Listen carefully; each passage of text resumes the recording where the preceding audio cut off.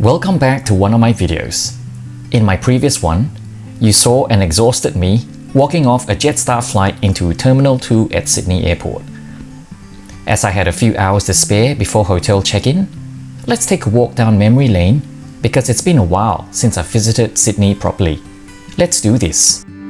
Sydney Airport is located about 12 kilometers from Circular Quay. You can reach there via an expensive taxi ride or a quick 20-minute train ride. Like most tourists, that is the first stop during the stay, so I intend to relive it.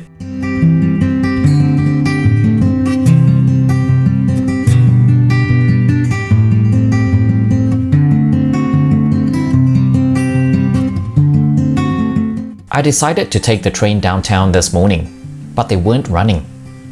Thankfully, there were replacement bus services, so we just had to follow the yellow signs to the bus stop.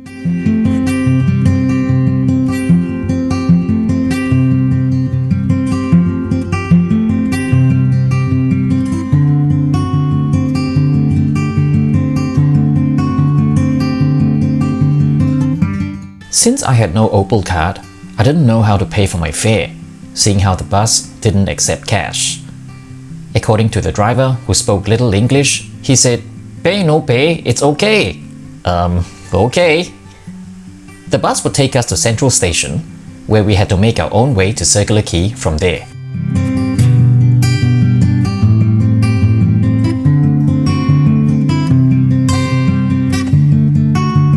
Central Station is a heritage-listed Australian railway station located in the heart of Sydney, built in the later part of the 19th century.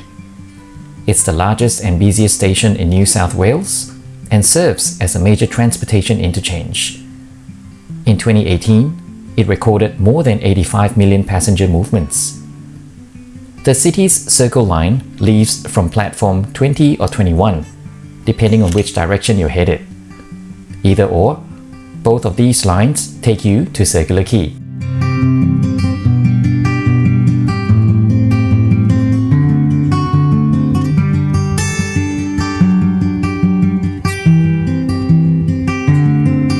Despite its aging heritage stations, the trains plying the Circle Line are relatively modern, comfortable and quiet.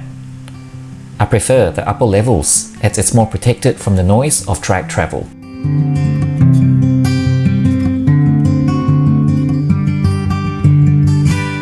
A portion of this journey goes underground. I have to keep reminding myself that this isn't London. It looks so similar though.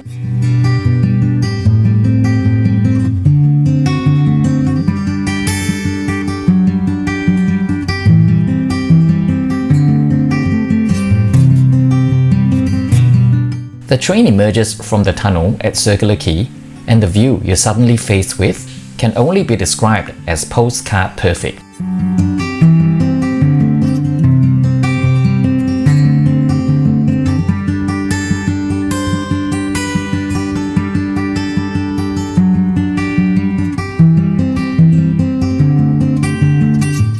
There is something fascinating about looking at famous landmarks. I never get tired of looking at them.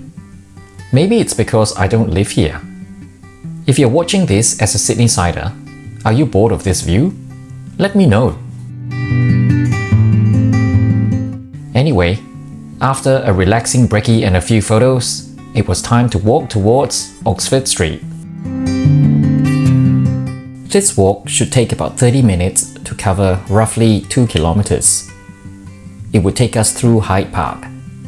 This is definitely an interesting way to soak in the city.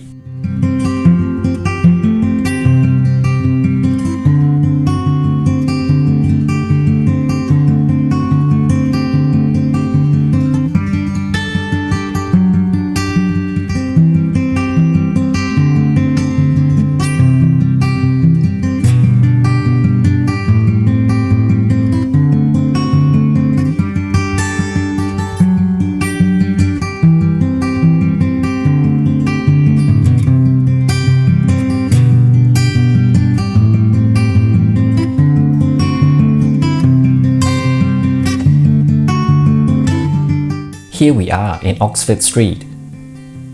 Growing up gay in Singapore wasn't easy. it was tolerated more so than accepted in my family. This echoed much of what the society felt. This would eventually lead to profound effects on my self-confidence in my teens, which I still struggle with sometimes today. So when I came to Sydney for the first time in 1997, imagine the sense of freedom I felt looking all wide-eyed as a naive 24-year-old. I had no concept then of such freedom, which seemed to be second nature amongst the gay people I met. Everyone was so friendly and welcoming, I didn't want to leave. In a way, I discovered myself here. Oxford Street made me.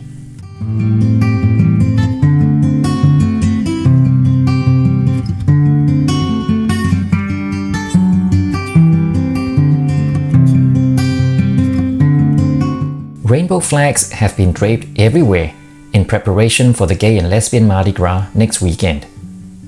No surprise, because the parade will be going through Oxford Street. It'll be a live broadcast across all our television screens. This is one of the largest events in the world, and people flew in from the world over to Sydney before the pandemic hit. I reckon the parade next week would be on a much smaller scale. Wow, I mean, after all these years, it just feels so strange to be back. The Oxford behind me, that was the place I watched my very first drag show. Some of the old pubs and the old hotels, they're still around, but sadly there are some really institutional ones like the Midnight Shift. They're no longer there. From what I can tell, the Midnight Shift back there, I think it's become a karaoke bar. So I will take you down the opposite end of the street once I'm done with over here, and we'll just explore down this way, Flinders Street. So we'll just explore a bit more that way, because I think I have some more memories there. God, this is amazing.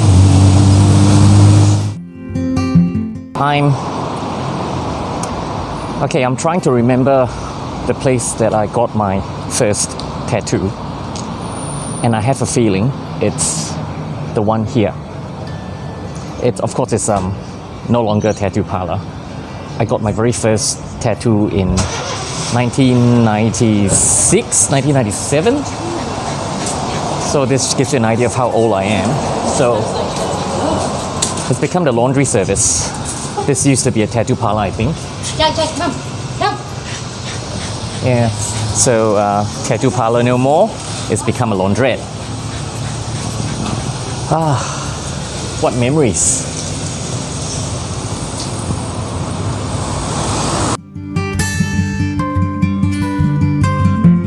Now that we're done with Flinders Street, it's time to head back to Oxford Street, but on the opposite end.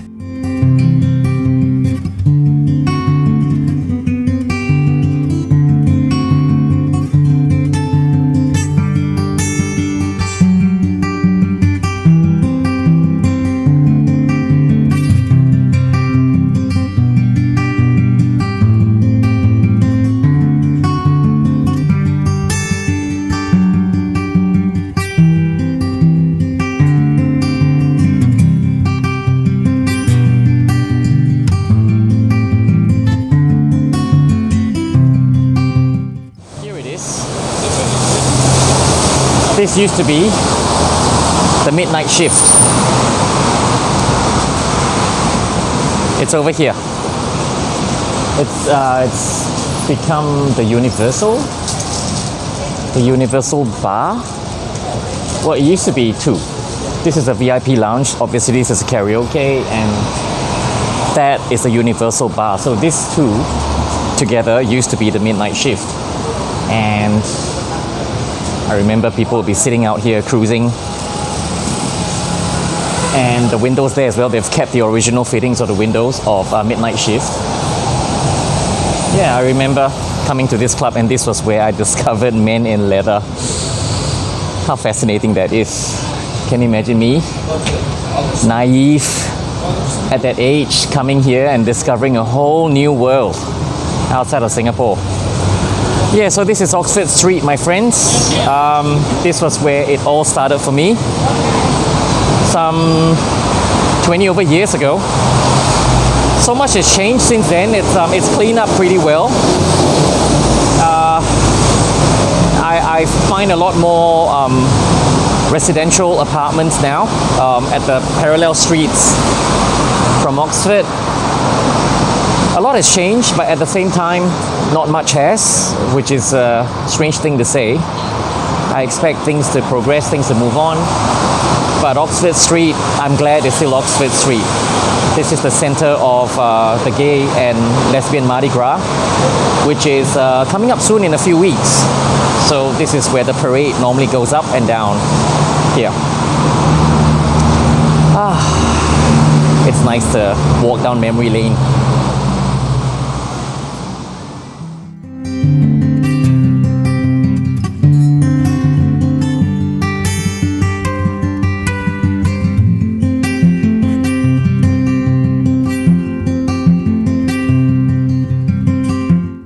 Alright, so here's my walk down memory lane. I've been wanting to come back here for the longest time, but every time when I'm back in Sydney, I always just seem to transit through the airport and not spend much time. So I made sure that this trip I could do some, some exploration of the places I used to hang out in. And this was my Sydney when I was growing up in the 20s. When I was in my early 20s, and this was where I discovered myself. It's nice to be back. So if you like what you see so far, don't forget to subscribe for more similar content. I don't just do travel videos. I don't just do flight reviews. I also do a bit of walking tours like what I'm doing now, especially going back to my past. It's always nice to be nostalgic, to go back to where we got all our inspiration from. Well, anyway, if you like what you see, don't forget to subscribe and hit that bell notification icon so you can get notified every time I do another walking tour like this. So in the meantime, take care you guys. I'll see you around. Bye.